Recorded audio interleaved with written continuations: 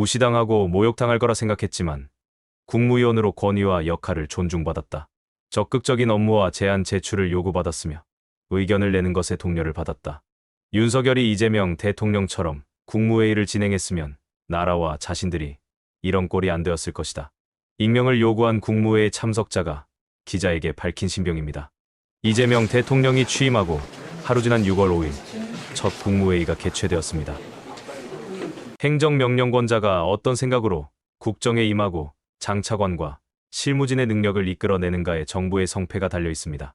아무리 유능한 대통령이라 해도 대통령 혼자 모든 것을 할 수도 없고 시스템을 모두 무시하고 혼자 결정하고 부처의 통보만 해서도 안 됩니다.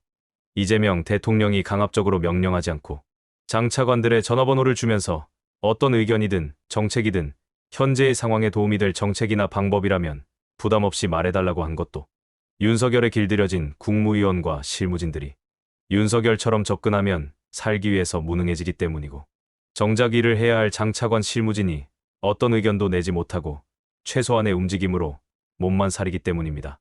정책의 방향성보다 중요한 것이 업무를 대하는 기준을 명확히 세워주면서 정책을 추진하고 뒷받침할 공무원들에게 열심히 일할 동기부여를 만들어주고 사기와 의욕을 높이는 일입니다.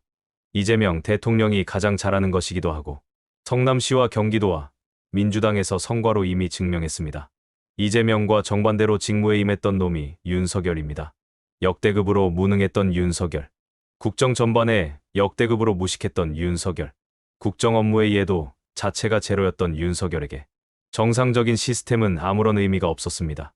유죄와 무죄, 죄 지을 놈과 죄 지은 놈, 봐줄 놈과 죽여야 할 놈으로 모든 것을 이분법으로 나누면서 살아도 검사인 자신은 모든 결과에 조금도 영향을 받지 않았던, 검찰이란 조직의 보호를 받으며 힘으로 휘둘러 짓누르며 모든 것을 해결해왔던 검사의 습성 그대로를 국정에 적용했고, 장차관과 실무진은 물론 국민의힘 의원과 야당 의원들까지 같은 시선으로 바라봤습니다. 국가 운영이 제대로 될 리가 없고 제대로 된 인사를 할 수도 없고 장차관과 실무진이 의욕을 가질 수가 없습니다. 대한민국 행정 시스템은 3년 동안 서서히 멈춰섰습니다. 윤석열과 윤핵관들의 일방적 요구와 명령에 휘둘리며 몸보신에 급급했던 국무위원들. 정상적으로 정책을 입안하고 성과를 올리는 것이 허용되지 않아서 직위에 맞는 역할이 가능했나 의심되는 국무위원들. 윤석열과 김건희에 의해서 업무 능력과 판단 능력 자체가 퇴보해버린 국무위원들. 이재명 대통령은 대선 유세 중에 이렇게 말했습니다. 이번 대선 유세 현장에서도 공직자의 일은 끝이 없다며 특히 중앙공무원들도 각오해야 한다는 입장을 유지해왔습니다. 이 공무원을 어떻게 지휘하냐에 따라서 전혀 다른 결과가 나와요. 오로지 국민만을 위해서 쓴다, 이런 생각을 해가지고 자세를 바꾸기 시작하면 1년 안에 전혀 다른 결과를 만들어낼 수가 있습니다. 인수위 없이 시작된 현실적 여건 탓에 서로가 마지못해 마주 앉아야 하는 불편하고 어색한 자리라 여겼지만 이재명 대통령의 눈에는 함께한 국무위원들이 윤석열 정부의 국무위원이 아닌 당장의 국민을 위해 일해야 하고 할 수 있는 장차관으로 국무위원들을 바라보았습니다. 그런 시각이 아니었다면 상견례 정도로 짧게 끝날 것이라 모두가 예상했던 국무회의가 김밥 한 줄로 점심을 대신하면서 1시 반을 넘겨 지속되는 일이 없었을 것입니다.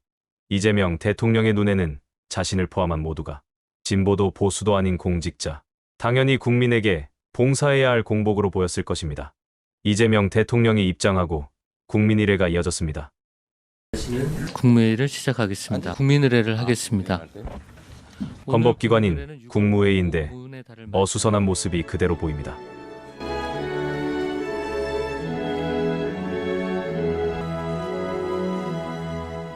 네, 진행하시죠. 국무회의 시작부터 무너진 시스템을 지적하는 이재명 대통령. 대통령께서 말씀을 시작해 네, 주시면 또 됩니다. 진행합시다. 네, 특별히 원래 진행은 행안부가 하나요? 아니면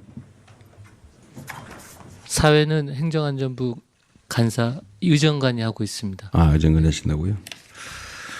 그래도 보통은 시나리오 아니면 주제 이런 거 다 정해놓긴 하는데 그런 거 특별히 없어요? 시작하자마자 대통령께서 첫 모두 말씀으로 회의를 시작을 하십니다. 그리고 네, 그렇게 하라고 시키면 되잖아요. 근데 왜 안 하세요? 그걸 진행을 하시라고 했잖아요. 네, 대통령께서 모든 말씀이 있겠습니다. 네. 좀 어색하죠? 우리 좀 웃으면서 합시다. 자, 우리는 다 우리 국민으로부터 위임받은 업무를 하는 대리인들이니까 그냥 국민을 중심에 두고 현재 우리가 할 최선을 다하면 됩니다. 물론 여러분들 매우 어색할 수도 있고 그러긴 하지만 우리가 국민에게 위임받은 일을 하는 거니까 어쨌든 공직에 있는 그 기간만큼은 각자 해야 될 최선을 다하면 될 것 같아요.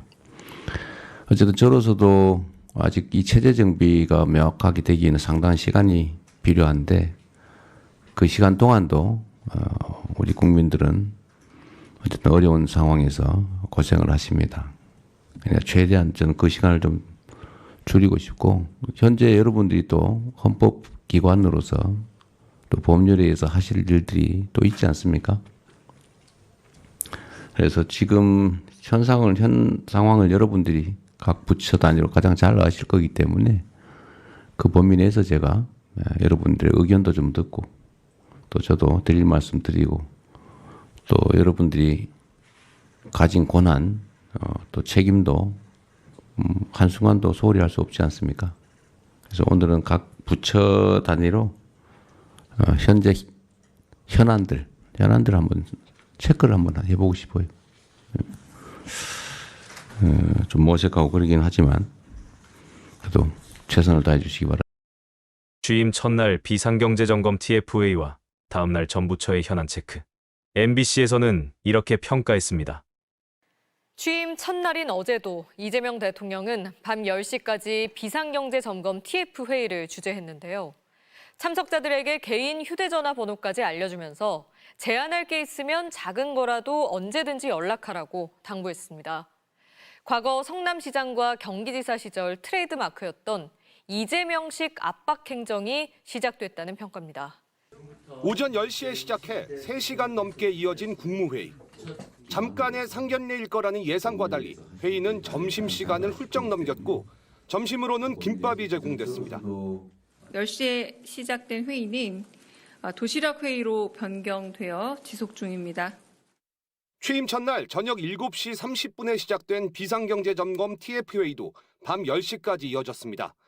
이 대통령은 차관급 공무원들에게 경제를 살릴 정책과 방안을 구상해 직접 자신에게 연락하라며 개인 전화번호까지 알려줬습니다. 지위고하를 막론하고 직접 소통하면서 일하는 조직으로 바꿔보겠다는 의지를 드러낸 겁니다. 실적과 성과를 중시하며 공무원들을 일하게 만드는 이런 모습은 과거 성남시장부터 몸에 밴 방식입니다. 이 대통령은 과거 성남시장 당시 공무원들의 즉각적인 민원 처리 실적을 승진에 반영했고 경기지사 때도 적극적인 정책 제안 여부를 공무원들의 인사고과에 반영하기도 했습니다.